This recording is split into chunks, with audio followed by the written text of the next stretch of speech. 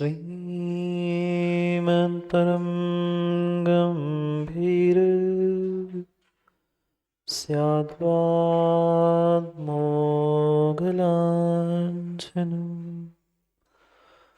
जीयात्रैलोक्यनाथस्य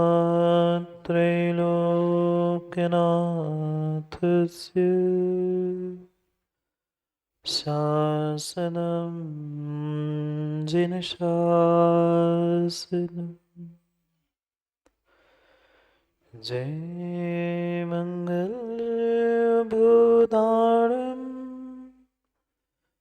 विमलाणं नाणिदंसनमयारं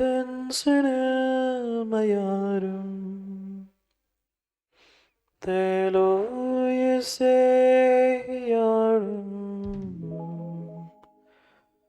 नमोऽस्यास्वसीतारम्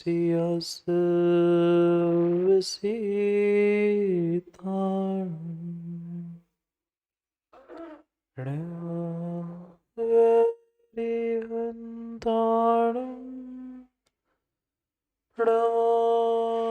सिद्धाणं नमो आयर्यणं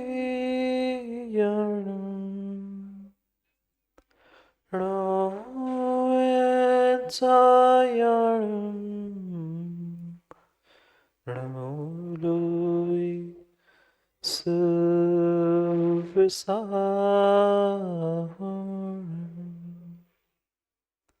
अनंत अनंत परम सिद्ध भगवान की 1008 आदिनाथ भगवान की परम पूज्य आचार्य भगवान कुंद कुंद स्वामी की परम पूज्य आचार्य भगवान गुरुवर विशुद्ध सागर जी महाराज की सनातन जैन धर्म की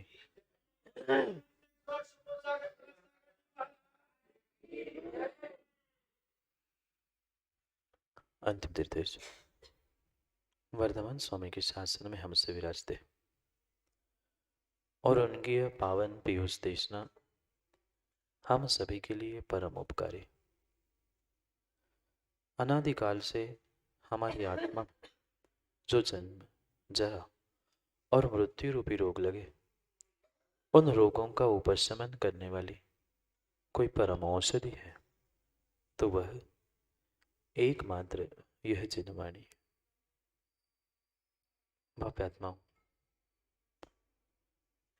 चारों गतियों में भ्रमण करते करते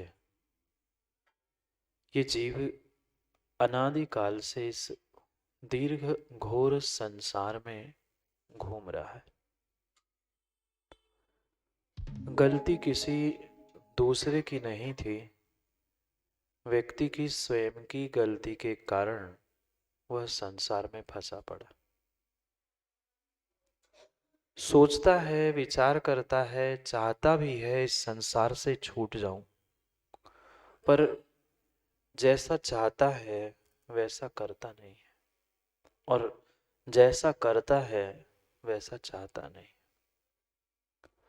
इसी कारण से उसका ये दीर्घ घोर संसार मिट नहीं पा रहा।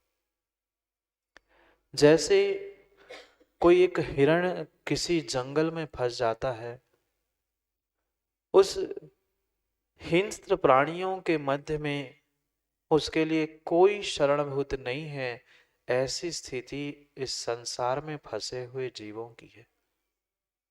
ये संसार रूपी अटवी में, संसार रूपी जंगल में जो ये जीव अनादि काल से भटक रहा है,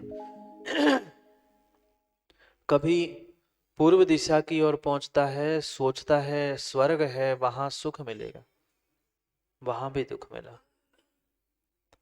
दक्षिण पश्चिम उत्तर आदि दिशाओं में तिर्यंच मनुष्य नरक आदि सभी गतियों में पहुंचा, पर उस प्रत्येक गति में उसने दुख दुख और दुख ही भोगे और उस दुख के कारण वह भूल चुका था कि मुझे इन दुखों से उठकर अपने सुख को भी प्राप्त करना है।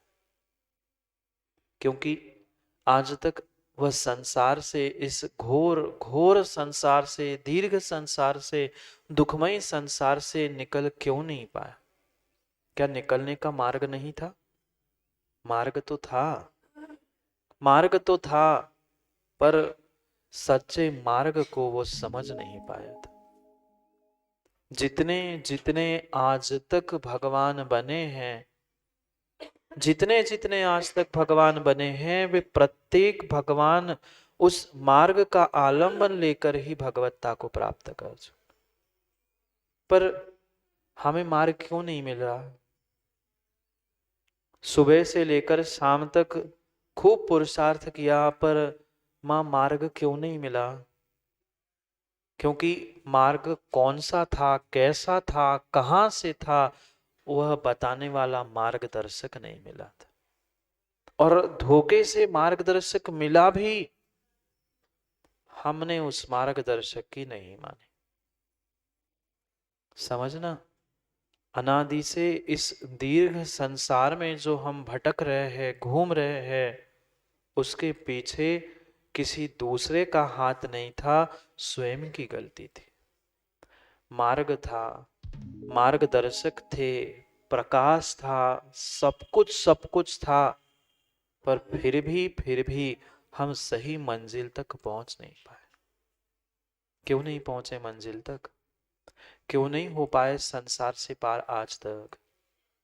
क्योंकि बहुत बड़ा भ्रम हमारे भीतर था, बहुत बड़ा भ्रम और बहुत बड़ा वहम मेरे भीतर था कि मैं सबके लिए बहुत कुछ करता, मैं दूसरों के लिए करता हूं, मैं ऐसा करता हूं। जो ये मेरा सबके प्रति कर्तृत्व भाव था, वही सबसे बड़ा दुख का और संसार में घुमाने का कारण था। शांति कुमार जी, पैसे कमा के घर चलाते हो ना? पैसे कमा के घर चलाते हो ना? आप नहीं पैसे कमाओगे तो घर नहीं चलेगा। बोलो ना, आप पैसे नहीं चलाओगे तो घर नहीं चलेगा। नहीं चलेगा ना? ये व्यक्ति का स्वयं का कर्ता भाव है, भ्रम है। पिताजी है? शांति कुमार जी बोलो ना, कहाँ है? चल बसे। तो पिताजी भी तो पैसे कमाते थे ना?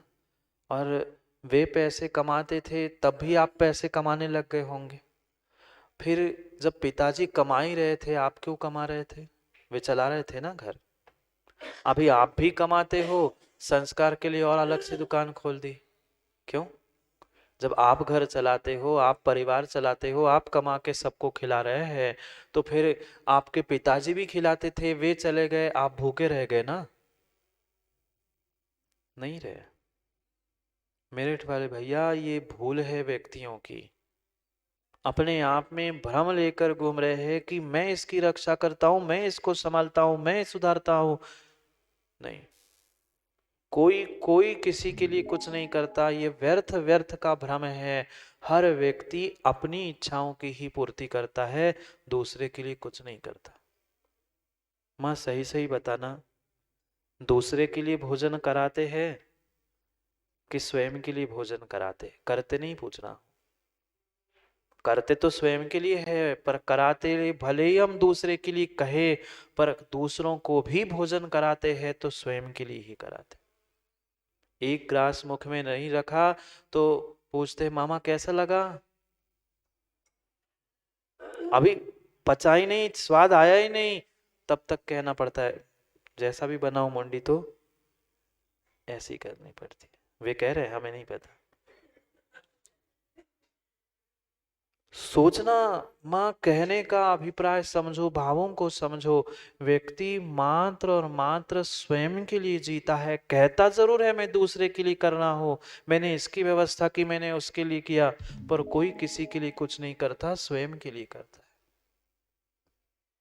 जैसे हम उन विषय कषायों के लिए स्वार्थी बन रहे हैं, ऐसे अपने आत्म कल्याण के लिए कभी स्वार्थी बने ना। विषयों के लिए, कषायों के लिए, सब के लिए हम स्वार्थी बने हैं, पर अपने स्वयं के आत्म कल्याण के लिए हम स्वार्थी नहीं हो पा रहे हैं, स्वयं के अर्थ को नहीं समझ पा रहे। जो हमें सच्चे मार्गदर्शक थे, हमारे लिए सच्चा मार्गदर्शन करने वाले थे, उनकी शरण में पहुंचकर स्वयं का स्वार्थ नहीं साध पा रहे। वहां भी पहुंचे। सच्चे देव शास्त्र गुरु हमारे लिए इस पंचम काल में मार्गदर्शक थे, पर उन मार्गदर्शकों के पास पहुंचकर भी हम विषय कषाय रूप स्वार्थ निकालते रहे, आत्म कल्याण का स्वार्थ खोज नहीं पाए। न भगवान से कभी हमने शाश्वत सुख मांगा, ना कभी अनंत चतुष्टय मांगा, ना गुरु के पास जाके कभी कभी हमने मोक्ष मार्ग मांगा। वहां भी मांगा तो क्या मांगा? घर में शांति हो जाए, दुकान अच्छे से चल जाए, ये स्वस्थ हो जाए, वो ठीक हो जाए, बस यही संसार की बातें मांगते रहे और वही मांगते मांगते मांगते पुनः संसार में भटकते रहे। कभी कभी तो हमें बस सच्चे भावों के साथ इन पंच महागुरु की शरण में पहुंचना होगा, जिससे हमें पंचम गति मिलने वाली थी, पर हम उन पंच परमेष्ठी पंच महागुरु को समझ ही नहीं पाए। ये पक्का है, ये पक्का है, मंजिल मिलेगी, मंजिल मिलेगी, पर राह पे चलोगे तो, मार्ग पे चलोगे तो। माँ घर बैठे बैठे मंदिर पहुंच जाते हैं ना, घर बैठे बैठे शिखर जी पहुंच जाएंगे ना? नहीं पहुंचते। कहीं भी जाने के लिए, कहीं भी पहुंचने के लिए सबसे पहले हमें कदम बढ़ाने होंगे मंजिल की ओर, सही मार्ग पर, सही समय पे, सही दिशा में। मार्ग तो अनेक होते हैं, अनेक अनेक मार्ग होते हैं, पर सही मार्ग तो एक ही होता है, राजमार्ग तो एक ही होता है। शॉर्टकट कितने ही हो। शिखर जी नहीं गए आप लोग? शिखर जी गए विकास? जो आनंद शॉर्टकट में आता है वो, बहुत सारे कहते हैं वो जान के घुसते, भल पता है कई सारे तो गिरते हैं, टूटते हैं, फूटते, पर जाएंगे वही से। यही स्थिति है संसार में। हमारे सम्यक दर्शन ज्ञान चारित्र जीवन की टुकड़े टुकड़े क्यों हुए? हर समय हम शॉर्टकट मारते रहे। पूजा करनी थी, अर्घ्य चढ़ा लिया, उदक चंदन तंदुल पूछ के हो गया, भगवान जय जय नाथ परम गुरु होए, घर में लुचई सब्जी गरम गरम होए, हो गया शॉर्टकट। हम सोचते थे हमने काम कर लिया, हमने रोज तो अर्घ्य चढ़ाते हैं, रोज तो पूजा करते हैं, हम रोज तो इतना सारा को सब कुछ करते हैं, नहीं मिलने वाला। भले ही तुम्हें शॉर्टकट में आनंद आ रहा है, पर एक शॉर्टकट चूक गया तो पता चला घूम के आ जाओ फिर। ऐसी ही संसार की, ऐसी ही संसार की स्थिति है। शॉर्टकट बहुत है, बहुत सारे मार्ग, बहुत सारे रास्ते हैं, पर राजमार्ग तो एक ही है। वह मार्ग भी हमें दिख रहा है कि मोक्ष का सच्चा मार्ग सम्यक दर्शन, सम्यक ज्ञान और सम्यक चारित्र है। ये अर्थ शब्दों में, सूत्रों में हमने रट के रखा है, स्वीकार है। मार्ग दिख भी रहा है हमें कि यही मार्ग है, पंचम काल में भी है, पर हम चल नहीं पा रहे, चल नहीं पा रहे हैं, चल नहीं पा रहे हैं। मार्ग है, मार्गदर्शक है, सब कुछ होने पर भी हम चल नहीं पा रहे, क्योंकि कमी श्रद्धा की है, कमी ज्ञान की है, कमी विवेक रूपी चारित्र की है, जिस कारण से हम मार्ग पर चल नहीं पा रहे। कितने ही वर्तमान में पंथों में, ग्रंथों में, अंतों में, संतों में वह समाज को विभाजित करने वाले करते रहे, पर मार्ग तो एक था, एक है और एक ही रहेगा। जो आदिनाथ और महावीर का मार्ग था वो ही सच्चा मार्ग है, वो ही सच्चा मार्ग है। पर उस मार्ग पर चलने के लिए हमारे लिए मार्गदर्शक भी तो चाहिए। समस्या हमारे साथ यही है, यही है। मार्गदर्शक हमें मार्ग बताता है, हम मार्गदर्शक को ही हाथ पकड़ के खींच के लेते चलो। जैसे रास्ते पर लगे हुए लाइट रास्ता दिखाने के लिए होते हैं, लाइट ही नहीं, बहुत सारे साइन बोर्ड भी होते, देखा क्या? पुलिया है, स्कूल है, आदि आदि बड़े बहुत सारे चिन्ह रोड पर लगे हुए रहते। उस बोर्ड पर, साइन बोर्ड पर, वह साइन बोर्ड क्या करता है? वो एक मार्गदर्शक है। साथ लेके चलोगे क्या बोर्ड को? नहीं, वो एक साइन बोर्ड मार्गदर्शक है कि भाई आगे का रास्ता ऐसा है, संभल के चलो। बिल्कुल ये गुरु हमारे लिए, आचार्य, उपाध्याय, साधु, तीनों भी हमारे लिए सच्चे मार्गदर्शक है।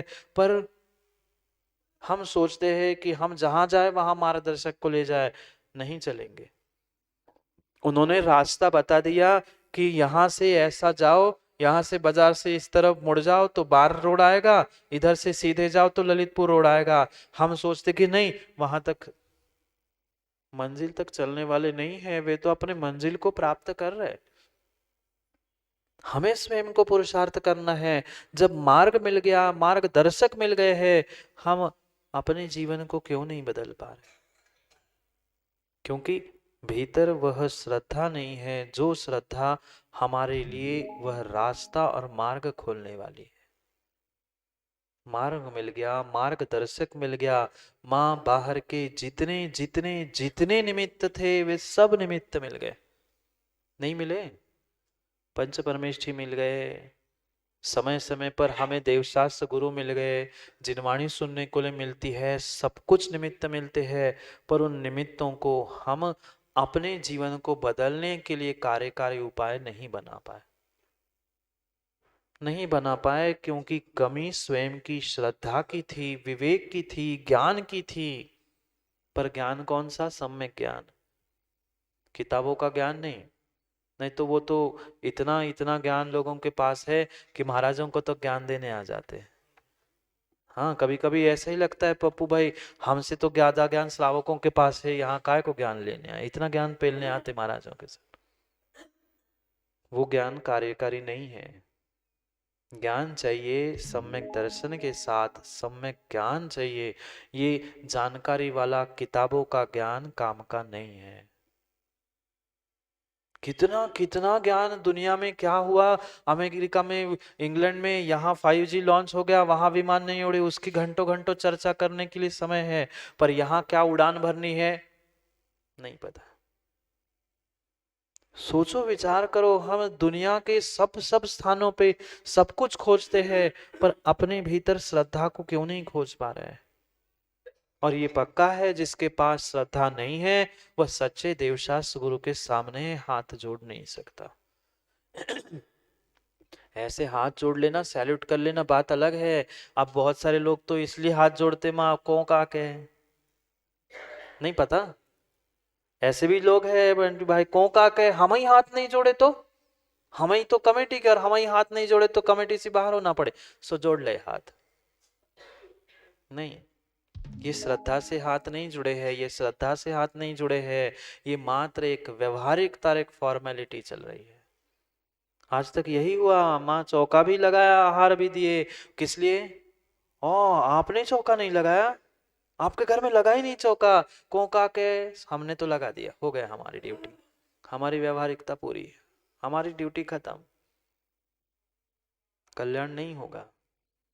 ये जो जो भी व्यवस्था जन्य कार्य हो रहे हैं, एक फॉर्मेलिटी है, व्यवहारिकता है। नहीं, 2 दिन तुम लगा लेना, 2 दिन तुम लगा लेना, हो गए हमारी, तुम भी खुश हम भी खुश। आश्रय बंद कर रहे हैं व्यवस्थाओं के पीछे, आप ही कर रहे हो, साधु का कुछ नहीं जाता। कि सोचने समझने जैसी बात है कि हम काम तो करते आए, पुण्य की भी कार्य किए, पर मात्र और मात्र एक फॉर्मेलिटी और एक व्यवहारिकता निभाने के लिए किए। अब महाराज आए हैं, कैसे चौका नहीं लगेगा? महाराज कह रहे अभिषेक करने कैसे नहीं पहुंचेंगे? पहुंच गए। पर उससे मिलने वाला फल गुरु को मिल रहा था कि हमें मिल रहा था, इसका बोध ही नहीं। लोग ये समझते हैं महाराजों को व्यवस्था, महाराज अपनी व्यवस्था कर रहे हैं। हमें अपनी व्यवस्था से कोई कोई मतलब नहीं है, व्यवस्था तुम्हारी बना रहे हैं शांति कुमार जी। हम तो आज है, कल चले जाएंगे। तुम्हारे भगवान, तुम्हारा मंदिर, और तुम्हें अपना कल्याण करना है तो तुम्हें अपनी व्यवस्था देखनी है। व्यक्ति ये नहीं सोच पाता, ये नहीं सोच पाता, मार्गदर्शक जो है, गुरु जो है, वह तुम्हारे कल्याण के लिए बात बता रहे हैं। वे तो अपना कल्याण करने के लिए निकल चुके। वे तुम्हें उपदेश दे नहीं दे तो भी वे अपना कल्याण तो कर ही रहे। पर दया है, करुणा है श्रावकों के प्रति, प्रत्येक जीवों के प्रति, कि कम से कम हम तो निकल चुके, हम तो अपने कल्याण के मार्ग पर निकल रहे हैं, जो भटकने वाले भगवान हैं उनको भी सच्चा मार्गदर्शन दे रहे हैं कि भाई ऐसा ऐसा सच्चा मार्ग है, अब तुम जानो, तुम्हारा काम जाने। ऐसे भी जीव होते हैं, कल कहने वाले होते हैं कि हमें तो किसी ने बताया नहीं, हमें तो पता ही नहीं हो कि सुबह भगवान का अभिषेक करना पड़ता है, ऐसा करना पड़ता है। इसलिए प्रति समय दिगंबर गुरु आचार्य उपाध्याय साधु उद्बोधन करते, उपदेश देते हैं कि सच्चा मार्ग तो यही है इस दीर्घ घोर संसार से बचने के लिए। अब तुम चाहो तो और नहीं चाहो तो तुम्हारा निर्णय तुम्हारे पास है। मार्ग तो एक ही है पर मार्गदर्शक अनेक है। मार्ग तो एक ही होता है, मार्ग तो एक ही है पर मार्गदर्शक अनेक होते हैं। आचार्य भी मार्गदर्शक है, उपाध्याय भी मार्गदर्शक है और साधु परमेष्ठी भी मार्गदर्शक है। उन उपाध्यायों की वंदना करनी है आज चौथे श्लोक में, क्योंकि पंच पंच परावर्तन से, पंच परावर्तन रूपी संसार से बचने के लिए हम पंच महागुरु की शरण को प्राप्त कर रहे थे। ये संसार का मतलब ही पंच परावर्तन है। द्रव्य, क्षेत्र, काल, भाव और भव, ये पांच परावर्तन कहे गए। परावर्तन यानी बदलना। पांचों परावर्तन हम करते रहे। जिस राग में, भूमि के राग में आज व्यक्ति भाई भाई से लड़ रहे हैं, वह एक एक इंच की भूमि पे भी कई बार जन्म के मरण करके वह घूम चुके हैं। संसार का, इस मध्यलोक का भी ऐसा कोई क्षेत्र, कोई स्थान बचा नहीं है, मध्यलोक क्या पूरे तीन लोक का, जहां आज तक जीव ने जन्म मरण नहीं किया। कोई कोई ऐसा स्थान नहीं है। एक एक यहां बैठे हुए भी जितने क्षेत्र प्रदेश है ना, वहां वहां जन्म मरण कर चुका है जीव, एक बार नहीं, अनंत बार। ये क्षेत्र परावर्तन है। एक एक द्रव्य, एक एक द्रव्य, वो रोटी के टुकड़े के लिए लड़ रहे हैं, भोजन के लिए, नमक के टुकड़ों के लिए लड़ रहे हैं, वे सब सब तुमने खाकर छोड़ दिए, पुनः छोड़ा हुआ पुनः खा के वही संसार में घूम रहे हैं। द्रव्य परावर्तन, क्षेत्र परावर्तन, काल परावर्तन, सभी कालों में जन्म मरण किया। पहला काल, दूसरा, तीसरा, चौथा, पांचवा, छठे काल में भी कई बार जन्म मरण किया। कई बार ये काल का परावर्तन हमने प्राप्त कर लिया। द्रव्य, क्षेत्र, काल, भाव और भव, सभी भवों में चारों गतियों का तो समझ ही रहे हैं और देख ही रहे हैं। जाओ जाके देख लेना, वहां मंदिर के बगल में देखा तिर्यंश को? तुम्हें थोड़ा सा बुखार, थोड़ी सी ठंड लगती है, 50 आदमी पूछने आते, उकाली ले लो, चाय पी लो, दवाई खा लो। देख लो क्या स्थिति है तिर्यंशों की। मालिक तक देखने नहीं तैयार। उन दुखों को भी भोगा है। ये भव परावर्तन है और इन सबका राजा मुखिया कोई है तो मां भाव परावर्तन है। कैसे कैसे कैसे भाव विचित्र विचित्र जीव करता है, और जैसा भाव किया वैसा भव हुआ, पुनः भवों में पुनः भाव, पुनः भव, ये दीर्घ संसार, घोर संसार चल रहा है। स्वयं स्वयं स्वयं ही चक्रव्यूह की रचना कर रहा है और स्वयं ही उस चक्रव्यूह में फंस रहा है। स्वयं भाव करता है, स्वयं कर्मों का बंध करता है और पुनः स्वयं उसी कर्मों को भोगता है। पुनः कर्मों के उदय में पुनः दुखी, पुनः कर्म बंध, ये दीर्घ संसार चल रहा है। इस पंच परावर्तन रूपी चक्रव्यूह को तोड़ने की शक्ति, तोड़ने की अगर अगर कोई चक्र रूपी शक्ति है तो वह मात्र पंच परमेष्ठी रूपी पंच चक्र है। उस चक्र की शरण को प्राप्त कर लो, उन पंच महागुरु की शरण को प्राप्त कर लो, तुम्हारा ये घोर संसार, दीर्घ संसार रूपी पंच परावर्तन नष्ट हो सकता है।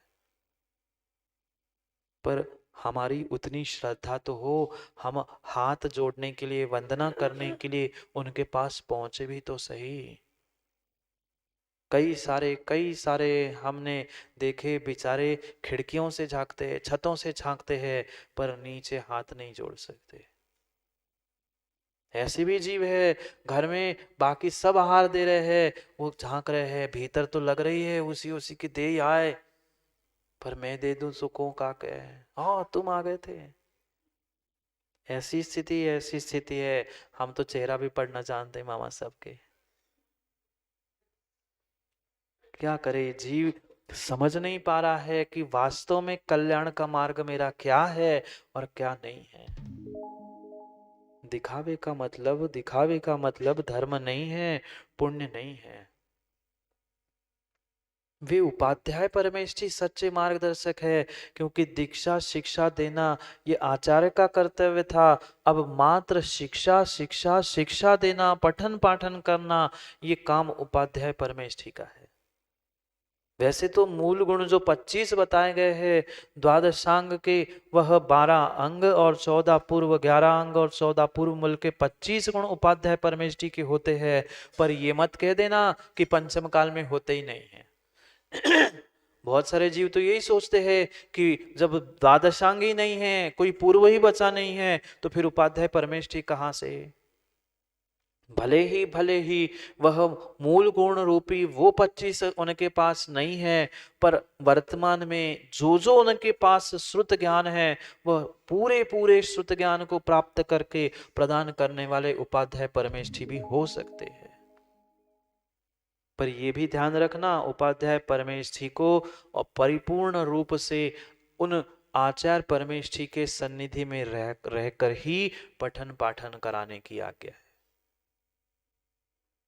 तभी उपाध्याय है। उपाध्याय जब दीक्षा शिक्षा नहीं दे पा रहे हैं, वे उपाध्याय आचार्य की आज्ञा से ही शिष्यों को पठन पाठन कराना, ये ही एकमात्र उनका कार्य है। सच्चे मार्गदर्शक वही है, सच्चे उपदेशक वही है।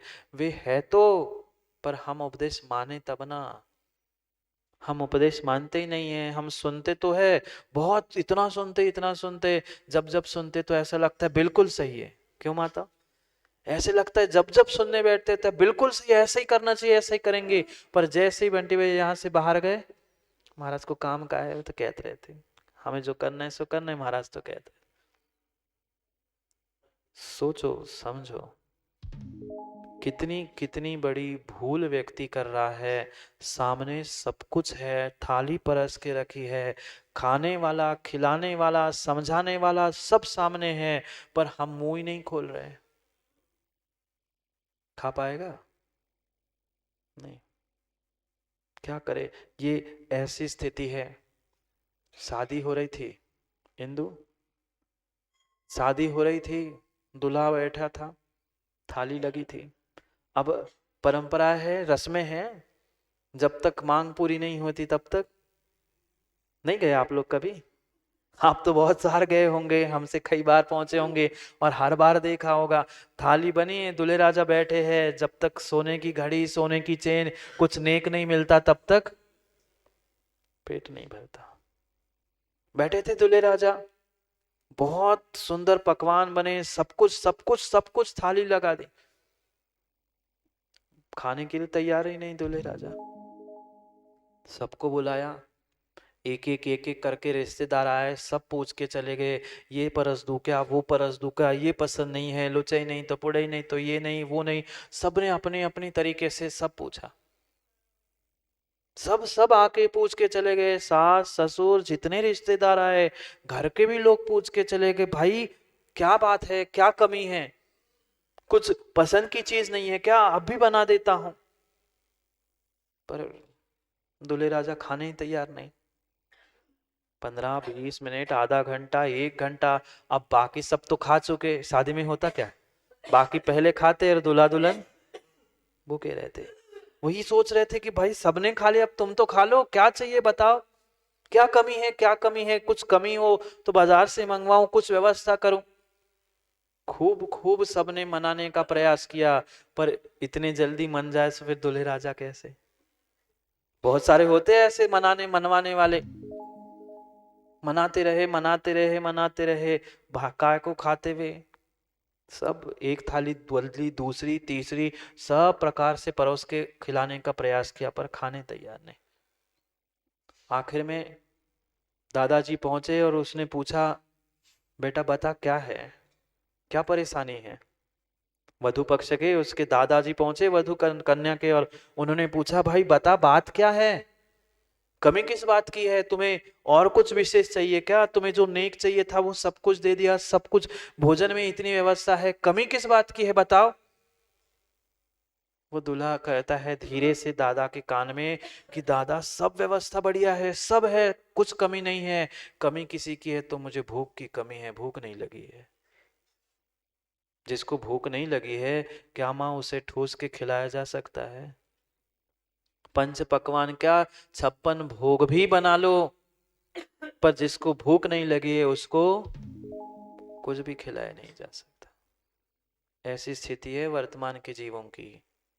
थाली रखी है, सब कुछ परोस के रखा है, पूछने वाले भी है क्यों भाई पसंद नहीं है क्या, दूसरा ले आओ, सब कुछ है, सब कुछ है, मार्गदर्शक है, थाली है, सब कुछ मार्ग है, पर भूख ही नहीं लगी, इच्छा ही नहीं है, कहां से होगा?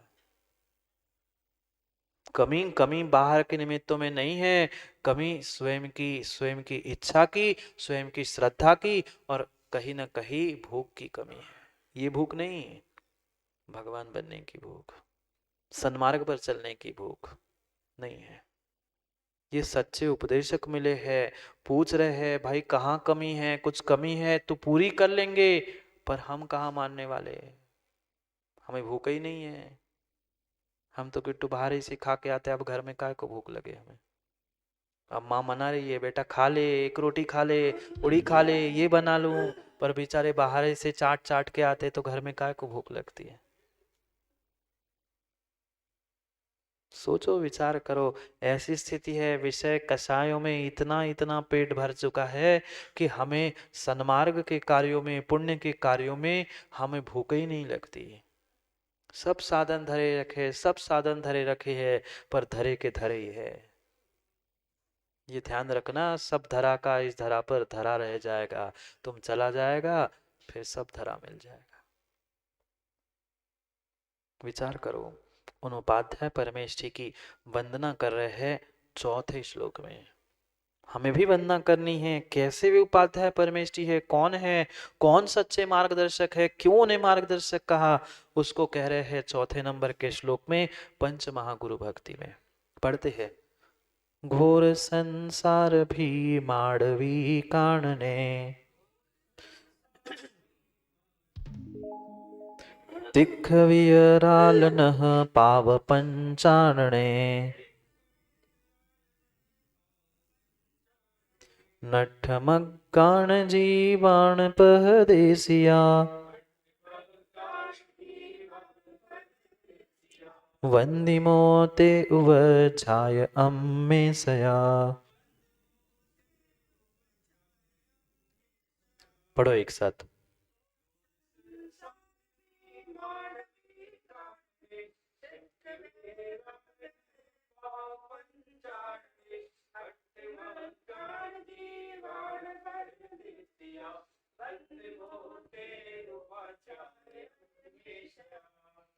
घोर संसार भी माड़वी कानने, इस घोर घोर दुखमयी संसार में, संसार रूपी अटवी में, जंगल में, वन में कौन है?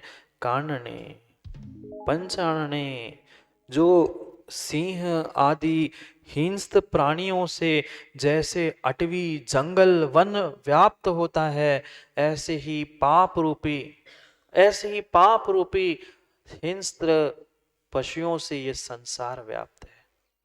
कितना कितना पाप है, चाहे घर हो, गृहस्थी हो, व्यापार हो, दुकान हो, नौकरी हो, जहां पहुंचो उन विषय कषायों के निमित्त से व्यक्ति पाप कर रहा है। और जैसे उस सिंह के सामने पहुंचने के बाद वह एक पंजा मार लेता है, सामने वाला जीव समाप्त। ऐसे ही जैसे ही वह पाप रूपी वह हिंस्र प्राणी के सामने व्यक्ति पहुंचता है, भूल जाता है उन विषय कषायों के सामने कि मैं पापों का आश्रय कर रहा हूं, मैं झूठ बोल रहा हूं, मैं मायाचारी कर रहा हूं, मैं पाप कमा रहा हूं, तत्क्षण भूल जाता है। यहां बैठे बैठे तो फिर भी समझ में आता है, पर पाप करते समय भूल जाता है। कि मैं पाप कर रहा हूं, मैं गलती कर रहा हूं। तिख यानी तीक्ष्ण, विराल, विकराल, तीक्ष्ण विकराल नाखून रूपी जो पाप है, जैसे नाखून लगता है क्षत विक्षत हो जाता है, शरीर फट जाता है। ऐसी ऐसी जैसे विपरीत कार्य व्यक्ति करता है, तत्क्षण में उसका पुण्य नष्ट हो जाता है। व्यक्ति सोचता है हम इतना तो पुण्य कर रहे, इतनी माला कर रहे, इतनी भगवान की पूजा कर रहे हैं, पर विपरीत काम करते करते, अभक्ष खाते खाते, क्या क्या करते करते कितना पाप कमाता है भूल रहा है। जीवन भर का पुण्य, घंटों घंटों तुमने फैली हुई गोल्डी माला एक गुरुजी के साथ भटक गई। सोचो, विचार करो। हम व्यक्ति ये नहीं सोच पा रहा है, समझ पा रहा है कि हम अपने पुण्य को बढ़ाकर इस मनुष्य पर्याय को कैसा अच्छा करे, पर उसके पास सोचने के लिए समय ही नहीं है। समझाने वाले समझा रहे हैं, ये घोर संसार है, यहाँ पाप रूपी नाखून से भरे हुए शेर जैसे हिंस्र प्राणी है, उनसे बच के रहो, विषय कषायों से दूर रहो। पर हम सुनते हैं, इतना अच्छा लगता है कि जाते जाते दूसरे के कान में फूंक के चले गए। यहाँ तो सुन लिया, और इधर से कोई इधर से निकालता है, कोई इधर से दूसरे के कान में जाके अच्छा कहा, ऐसा बताया, हमने क्या किया, निकाल दी। दीर्घ दीर्घ इस संसार में, घोर संसार रूपी इस जंगल में, ये पाप रूपी जो हिंस्र प्राणी है, उनसे बचने का निर्णय करना होगा। क्योंकि कोई कोई शरण नहीं है ऐसे संसार में। अगर संसार में कोई मार्गदर्शक है तो ये उपाध्याय परमेश जी है, ये साधु परमेश जी, ये आचार्य परमेश जी है। नट्ठ मग्गाण जीवाण, जिनका मार्ग भ्रमित हो चुका है, जो भ्रष्ट हो चुके हैं मार्ग से, उनके लिए कह रहे हैं भाई स्वयं की तो रक्षा कर।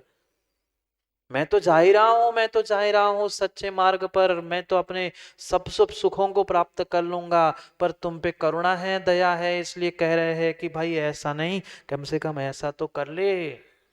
पर नट्ठ मग्गाण, जिनकी बुद्धि ही भ्रष्ट हो चुकी है, उसका मार्ग भी भ्रष्ट हो चुका है।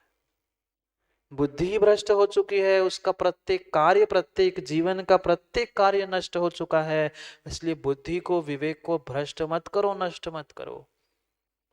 और जो भ्रष्ट है वो नष्ट है। जिसका जीवन भ्रष्ट हो चुका है उसका जीवन नष्ट हो चुका है, उसका पुण्य नष्ट हो चुका है।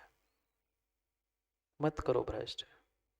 व्यक्ति अपने अहंकार के पीछे, व्यक्ति अपने वहम के पीछे पता नहीं कितने कितने सारों के साथ दुर्व्यवहार कर बैठता है। आज नहीं आता समझ में, आज नहीं आता समझ में, समय आने पर सब समझ में आ जाएगा। पिक्चर की रील जैसी चलती है, फोटो जैसी चलती है, ऐसी सब आंखों के सामने आएगा अंतिम समय के पहले कि मैंने इसके साथ ऐसा किया था, मैंने इसको ऐसा किया था, उसका फल मुझे ऐसा मिल रहा है। मत बनो, मत बनो, मत बनो हिंस्र प्राणी।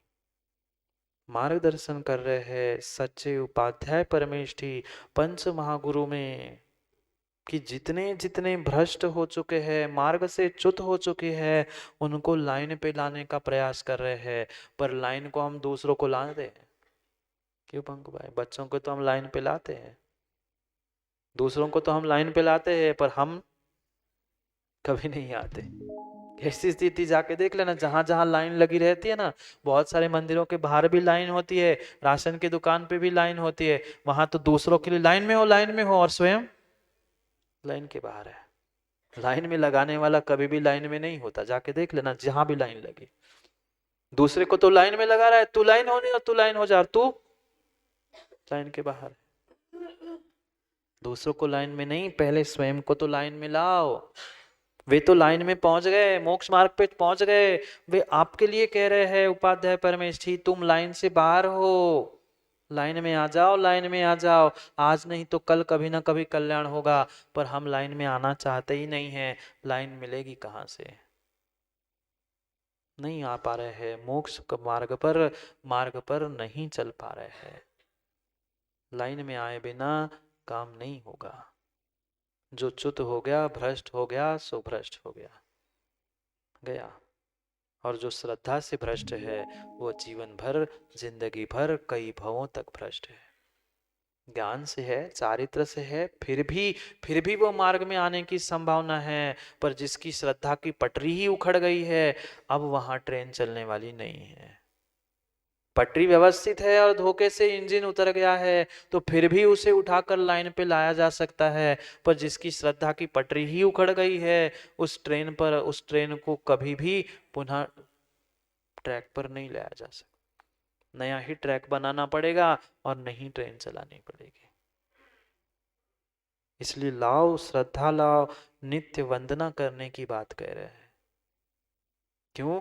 क्योंकि वह गुरु ही ऐसे होते हैं जिनके पास पहुंचकर उनकी वंदना करने से ही, उनकी प्रार्थना करने से ही, उनकी परिपूर्ण रूप से भक्ति करने से ही सब कुछ मिल सकता है। पर उतनी श्रद्धा भी चाहिए। नट्ठ मगाण जीवाण पहदेसिया, नष्ट भ्रष्ट हुए मार्ग पर भटकने वाले, भटकते हुए उन पथिकों को, भटकते हुए जीवाणम, जीवों के लिए पहदेश या उपदेश देने वाले हैं, सम्यक उपदेश देने वाले हैं, मार्ग का उपदेश दे, पथ उपदेश या मार्ग का उपदेश दे रहे हैं। किसको? किसको शांति कुमार जी? वो तो उपदेश सबको दे रहे हैं, पर स्वीकार वही करता है जिसका पुण्य का उदय है। मानता गुरु की बात राजू भाई वही है जिसका पुण्य का उदय साथ होता है। पुण्य का उदय नहीं है तो व्यक्ति गुरु की क्या, भगवान की भी नहीं मानता, नहीं मानता, नहीं मानता। बार बार कह रहे हैं कि उपदेश दे रहे हैं कि भाई ये गलत है, ऐसा मत करो, मत करो किसी से ईर्ष्या, मत करो किसी से स्पर्धा, मत करो अहंकार, मत विषय कषायों में डूबो। पर हम कहाँ मानते? सुनते हैं, जानते हैं, पर मानते नहीं। अपनी अपनी तानते जरूर है, तान से नहीं है सब, अपनी तानते हैं नहीं। उपदेश दे रहे हैं, सच्चे मार्गदर्शक मिले हैं। बचने का माँ एकमात्र साधन बचा है ये पंचम काल में, अन्य कोई साधन नहीं है। छठे काल में जाओगे तो कोई मार्गदर्शक भी मिलने वाला नहीं है, कोई उपदेशक नहीं मिलने वाला। ना धर्म है, धर्म आयतन है, ना कोई पंच परमेष्ठी मिलने वाली है, गुरु भी बताने वाला नहीं, गुरु होंगे ही नहीं। अभी उपदेशक मिले हैं, मार्ग मिले हैं, सब निमित्त मिले हैं, सच्चे मार्ग पर चलने का प्रयास करो ना। नहीं कर पा रहे। जाओ, समय हो गया, समय हो गया है घड़ी का और दुकान खोलने का। सोचो, विचार करो। वंदिमो ते उवजाय अम्मे सया, ऐसे उपाध्याय परमेष्ठी की वंदना कर रहे। वंदिमो, हे उपाध्याय परमेष्ठी, आप ही एक सच्चे हमें मोक्ष मार्ग दिखाने वाले हो। बाकी तो कोई मार्ग पर चलने वाला है ही नहीं है। आप ही एक में वैसे हो जो सच्चे मार्गदर्शक हो, पथ प्रदर्शक हो। आप पथ प्रदर्शक हो, इसीलिए तो आपकी मैं वंदना करता हूँ। क्योंकि क्योंकि हम उस पथ प्रदर्शक की वंदना करना चाहते हैं जो हमारे लिए सच्चा पथ देने वाला है। ऐसे भी जीव है, ऐसे भी जीव है वर्तमान में, वह थाने में बैठे वाले थानेदार से जाके हाथ जोड़ के आ सकते हैं। वो कौन है, क्या है, कितनी उसकी स्थिति है, उसकी कोई तुम्हें नहीं परवाह। वो सम्यक दृष्टि है, मिथ्या दृष्टि है, उसके तो नेताओं के तो शांति कुमार जी हाथ जोड़ने जाते हैं, उनको तो कह रहे हैं कि हमारा कार्यक्रम हो जाए, पर यहाँ भगवान गुरु और शासन रक्षकों के पास पहुंचकर हाथ नहीं जोड़ पा रहे। उन्हें मिथ्या दृष्टि कह रहे, हाथ जोड़ने वाले को और मिथ्या दृष्टि कह रहे। उनका क्या प्रमाण पत्र है क्या शांति कुमार जी? जिनसे केस लड़ने जा रहे हैं उन वकीलों के हाथ जोड़ रहे हैं, जज के हाथ जोड़ रहे हैं, पुलिस साहब के पैर पड़ रहे हैं कि हमारा काम करा दो, हमारा काम करा दो। वह डीएम एसडीएम को उनके तो हाथ पैर जोड़ने तैयार है। पर जो सच्चे देवशास्त्र गुरु के भक्त है, धर्मात्मा है, उनके हाथ जोड़ो तो कहते मिथ्या दृष्टि है, पंथ माधो में बांट देते। ये भ्रम है, अभी सच्चा ज्ञान नहीं है। उनके क्या प्रमाण पत्र बंटी भाई, उनका कोई प्रमाण पत्र है? वे सम्यक दृष्टि है? फिर उन मिथ्या दृष्टि के हाथ जोड़ सकते हैं। और यहाँ जो धर्मात्मा धर्म की सेवा कर रहा है, धर्म आयतनों की सेवा कर रहा है, वो तुम्हें मिथ्या दृष्टि कहाँ से मिले?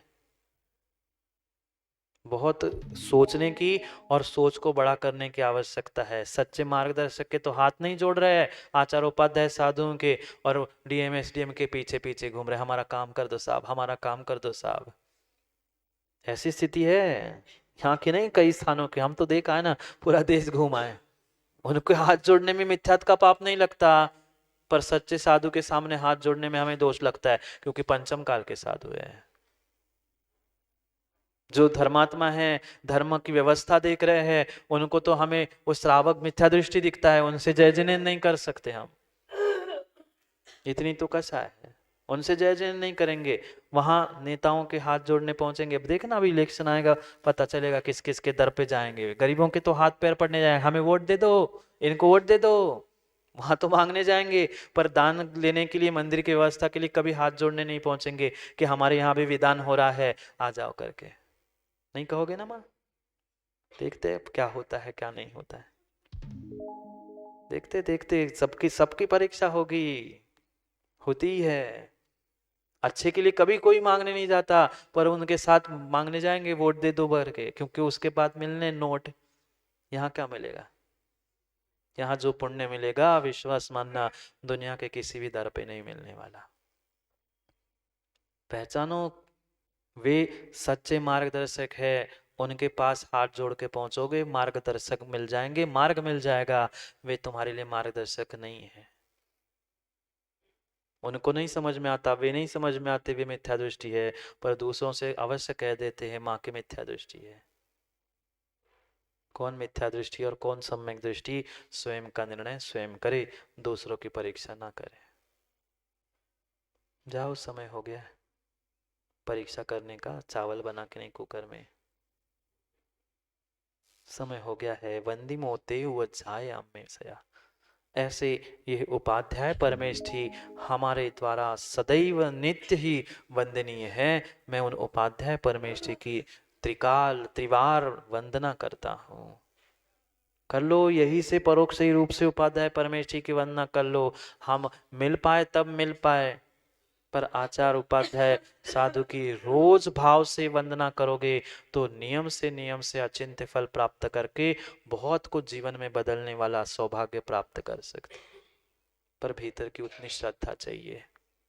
ऐसे पंच महागुरु में ये उपाध्याय महागुरु है, उनको मैं वंदना करता हूँ। कब कब माँ? जब टाइम मिले तब। टाइम निकाल के वंदना होती है, टाइम निकालने के बाद ही वंदना होती है, जब टाइम मिले तब नहीं। टाइम निकाल के वंदना करनी होती है। करेंगे, अभी वंदना की बातें समझनी है, पर क्या करूं, समय हो गया है। बहुत सारे लोग तो ऐसी वंदना करते, गाड़ी में चलाते, पैं हो गए। नमस्ते महाराज जी। आश्चर्य लगता है मुझे, हाँ ऐसी स्थिति है। वे बेचारे जाके देख लो क्षेत्रपाल के बाहर, वे बच्चे तो बेचारे चरण छूते हैं और बाकी अपने आदमी पैं। नमस्ते महाराज जी।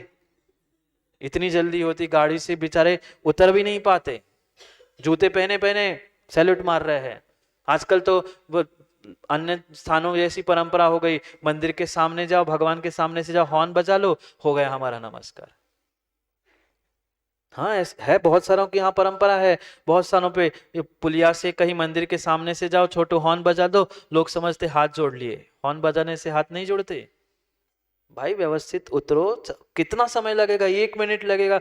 जूते उतारो, हाथ जोड़ो और चले जाओ आगे। नहीं समझ पा रहे, वंदना क्या कैसी होती है वो भी नहीं पता। खड़े खड़े कभी वंदना नहीं होती, खड़े खड़े हाथ जोड़ रहे हैं। श्रावकों के लिए तो गवासन से बैठकर ही वंदना होती है। 3 बार आवर्त, शिरोन्नति, मस्तिष्क जमीन पे टिकना चाहिए, ये वंदना के प्रकार है। अब कोई तो ऐसे अंकुश कर रहा है, ऐसी वंदना करने लगे आजकल। 32 दोष बताए हैं उस वंदना के। अब आधी टांग उठा के कोई पैर करके अब क्या क्या बताए, 32 मिनट भी नहीं बचे मेरे पास 32 दोष बताने के। ऐसी वंदना नहीं, जैसी वंदना कही है वह आचार उपाध्याय साधु उनकी उनके प्रकार से वंदना करनी चाहिए। सबकी विधि बताई है, करेंगे कभी चर्चा। साधु परमेश जी की भी चर्चा करनी है, उनकी भी वंदना करनी है, तब करेंगे वंदना की व्याख्या। क्या करे, समय हो गया है। आपको ठंड लगती है, बाकी को तो लगती ही नहीं है। रोज कहते पर समय पे कोई आता ही नहीं है। समय पे आओगे तो समय को पाओगे, नहीं तो समय तो निकलता जा रहा है। करेंगे कल पुनः समय पर समय की बात की, पुनः समय पे चर्चा, क्योंकि समय पे किया गया काम समय को दिलाता है। बोलिए भगवान महावीर स्वामी की।